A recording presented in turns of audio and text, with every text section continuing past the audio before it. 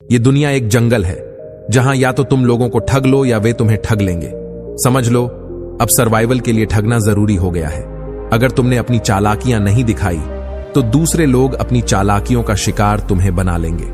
निर्णय तुम्हारा है, क्या तुम उनका शिकार बनोगे या उन्हें अपना शिकार बनाकर खुद को बचाओगे। आज के समय में सबको अपने फायदे के लिए दूसरों को ठगना कितना जरूरी हो गया है। यह बात शायद थोड़ी अजीब लगे, लेकिन सच है। हर रोज हम जो फैसले लेते हैं, कहीं ना कहीं उनमें दूसरों को ठगने का हुनर भी शामिल होता है। सबसे पहले यह जानो कि ठगना जरूरी क्यों हो गया है। आजकल दुनिया इतनी तेजी से बदल रही है कि सिर्फ अच्छे लोग नहीं, बल्कि चालाक और समझदार लोग ही आगे बढ़ पाते हैं। जब हर कोई एक दूसरे को पछाड़ने में लगा है, तो अपने फायदे के लिए थोड़ा नजरिया बदलना पड़ता है। इसका मतलब यह नहीं है कि आप किसी को नुकसान पहुंचाएं, लेकिन यदि आप अपनी जगह पर टिके रहना चाहते हैं तो थोड़ा तेज और समझदार होना पड़ेगा।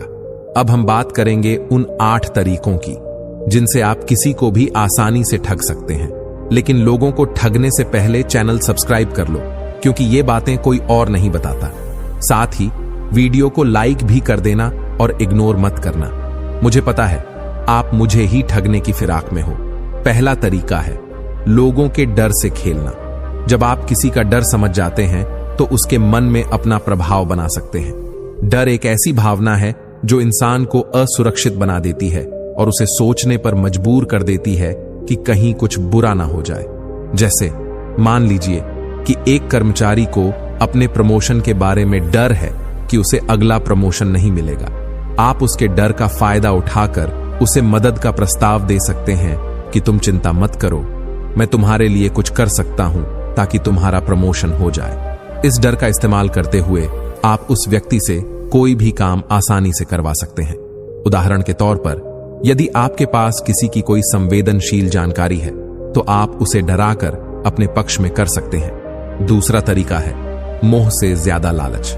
लालच और मोह में फर्क होता है और यह तरीका लालच का सही इस्तेमाल करना सिखाता है। जब आप किसी को यह दिखाते हैं कि आपके पास उससे बेहतर कुछ है, तो वह व्यक्ति खुद ही आपको अपना सब कुछ देने को तैयार हो जाता है। मान लीजिए कोई व्यापारी ग्राहक को डिस्काउंट का लालच दिखाकर उसे आकर्षित करता है। जैसे, अगर आप अभी खरीदते हैं तो आपको 50% की छूट मिलेगी। ग्राहक इस लालच में बिना सोचे समझे खरीदारी कर लेता है। इस तरह लालच का इस्तेमाल कर आप किसी को अपनी शर्तों पर राजी कर सकते हैं। तीसरा तरीका है जो लोग खुद को सबसे ऊपर समझते हैं, उन्हें उनके घमंड से तोड़ना। जब कोई व्यक्ति खुद को सबसे ऊपर समझता है तो उसे अपनी शक्ति और काबिलियत पर ज्यादा भरोसा होता है। यही उसकी कमजोरी बन जाती है। आप उसके घमंड को तोड़कर उसे अपनी चाल में फंसा सकते हैं। उदाहरण के लिए, मान लीजिए कोई व्यक्ति अपने काम में बहुत घमंडी है और उसे लगता है कि वह सबसे काबिल है। अब अगर आप उसे यह दिखाते हैं कि आप उससे कहीं ज्यादा समझदार और सक्षम हैं, तो उसका आत्मविश्वास डगमगाने लगेगा। इसका एक अच्छा उदाहरण है जब आप किसी को बार बार यह दिखाते हैं कि आप उससे बेहतर हैं और उसकी गलतियों को उजागर करते हैं।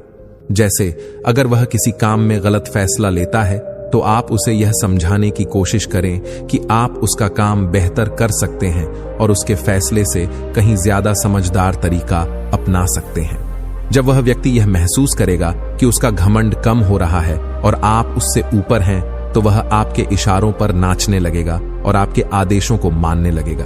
इस तरह आप उसके आत्मविश्वास को तोड़कर उसे अपने जाल में फंसा सकते हैं। चौथा तरीका है दूसरों की इमोशनल वीकनेस को पहचानना।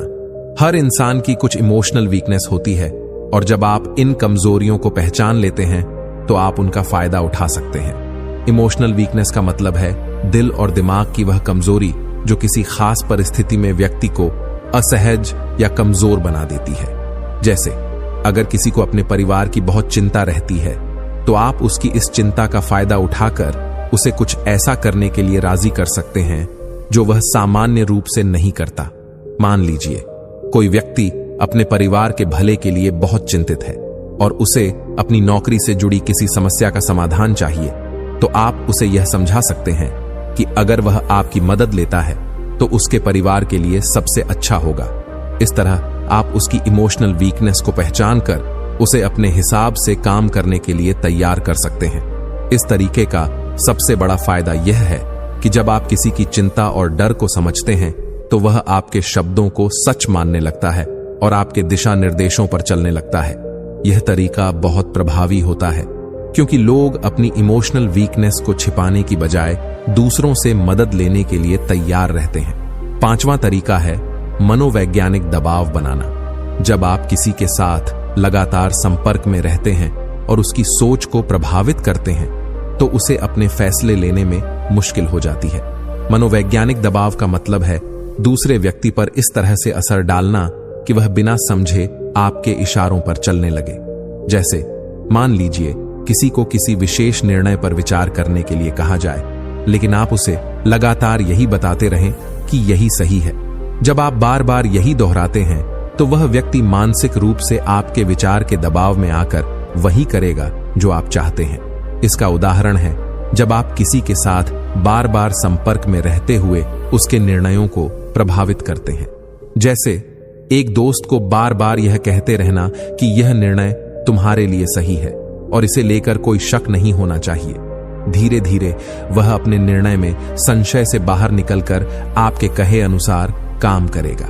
यह तरीका बहुत प्रभावी होता है क्योंकि जब आप लगातार किसी पर मनोवैज्ञानिक दबाव डालते हैं तो वह किसी भी फैसले पर सही तरीके से सोचने के बजाय आपके इशारों पर नाचने लगता है। इस दबाव से वह अनजाने में आपके पक्ष में काम करता है। छठा तरीका है सच्चाई का थोड़ा सा मोड़ देना।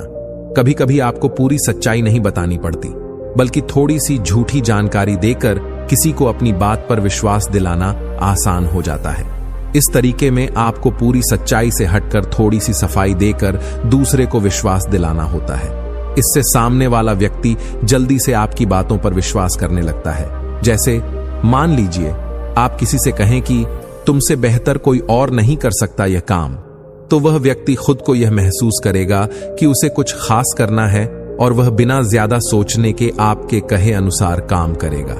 यह तरीका तब सबसे ज्यादा प्रभावी होता है जब आपको किसी को अपनी तरफ आकर्षित करना हो और आपके पास पूरी सच्चाई कहने का समय न हो। आपको बस थोड़ी सी मोड़ी हुई जानकारी देनी होती है ताकि सामने वाला आपकी बातों में फंस जाए। यह तरीका झूठा नहीं बल्कि स्मार्ट होता है क्योंकि आप सामने वाले को विश्वास दिलाते हैं कि वह आपके द्वारा बताए गए रास्ते पर चलकर सही कर रहा है। सातवां तरीका है आत्मविश्वास से भरपूर रहना। सबसे अहम तरीका है आत्मविश्वास से भरपूर रहना। जब आप खुद को इतना आत्मविश्वास दिखाते हैं कि सामने वाला आपको शक नहीं करता तो वह अपने फैसले और विचारों में बदलाव करने के लिए तैयार हो जाता है।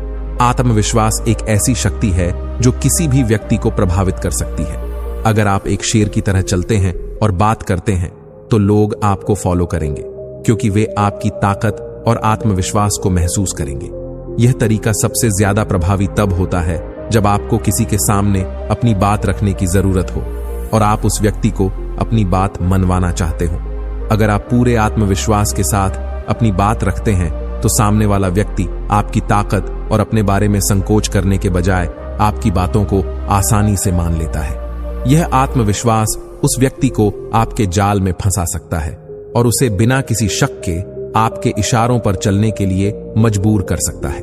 आठवां तरीका है लोगों को उनकी जरूरतों के हिसाब से संचालित करना। इस तरीके में आपको सामने वाले व्यक्ति की जरूरतों और इच्छाओं को पहचान कर उसे अपने मुताबिक मोड़ने की कला आनी चाहिए। जब आप किसी की जरूरतों को समझकर उन पर ध्यान केंद्रित करते हैं तो आप आसानी से उसे अपने पक्ष में कर सकते हैं।